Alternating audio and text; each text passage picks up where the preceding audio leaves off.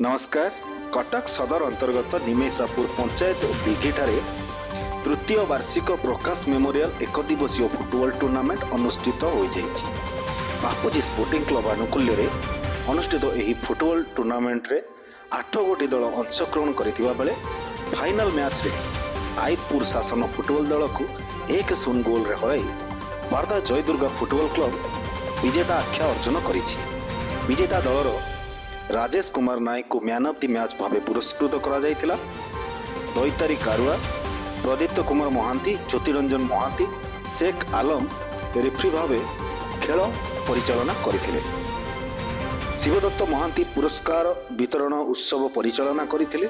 कटक सदर विधायक इंजीनियर प्रकाश चंद्र सेठी मुख्य अतिथि भाव जोग देथिले।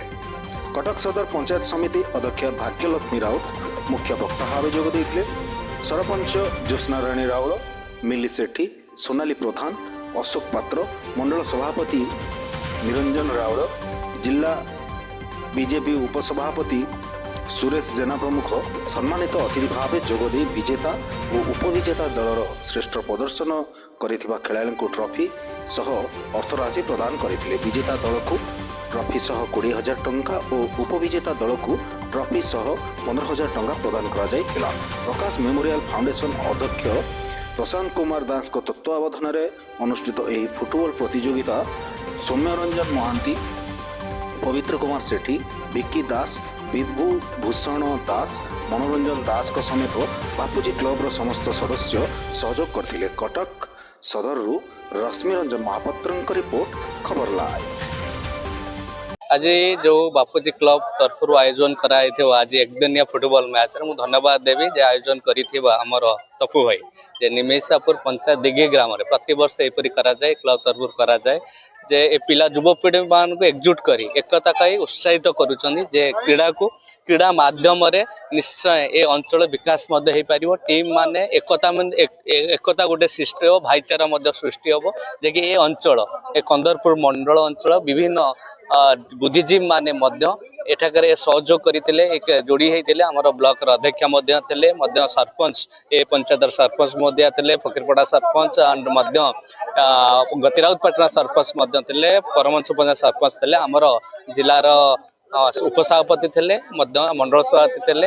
बुद्धिजीवी माने एठारे उपस्थित रही पिलामान को उत्साहित कले जे नेमती उत्साहित करबा युव शक्ति निश्चय ओडिसा जो आमर लोकप्रिय मुख्यमंत्री आकांक्षा अछि विकसित ओडिसा बनैबा, समृद्ध ओडिसा बनैबा ए युव शक्ति माध्यम रे ही बनी पारिबा। तांकर जो इच्छा शक्ति बल रे आ तांकर एनर्जी बल निश्चय ए कटक सदर विकसित हबो आ समृद्ध मध्य हबो।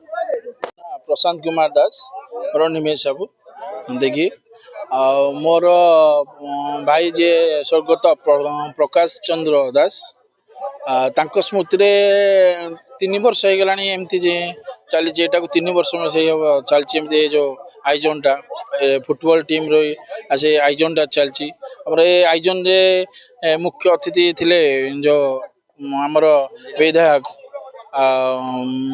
ब्लॉक चेयरमैन बर इन आस्थिले से बहुत शांति शुक्ल आमर ए अनुष्ठान होमर गाँव सब पिला माने मोर भाई माने अच्छा समस्ते समस्ते बहुत साहाय्य कर बहुत मुझे बहुत उपकृत मुझे माने एत धन्यवाद देवी जे आठू माने कही हेनी मो पार्टी किसी एत धन्यवाद दूसरी है जहाँकि मो भाई मान गोटे स्मृति एमती रही चली आम 3 वर्ष हो गलानी से बहुत मुझे कहूँ कुमार भाई आमर unity Jai Durga club Barda club रु आसलु खेल बहुत खुशी लगुच, बहुत भल खेल तो बहुत भल लगुच। हार्डवर्क निर्भर करूला हार्डवर्क निहाती आज आम सागर खेलिले बोली आज आम मैंने चैंपियन हेलु से नथिले आम चैंपियन जहाँ भी गोटे टीम विन कर टीम तो हार बहुत खुशी लगुच जीत।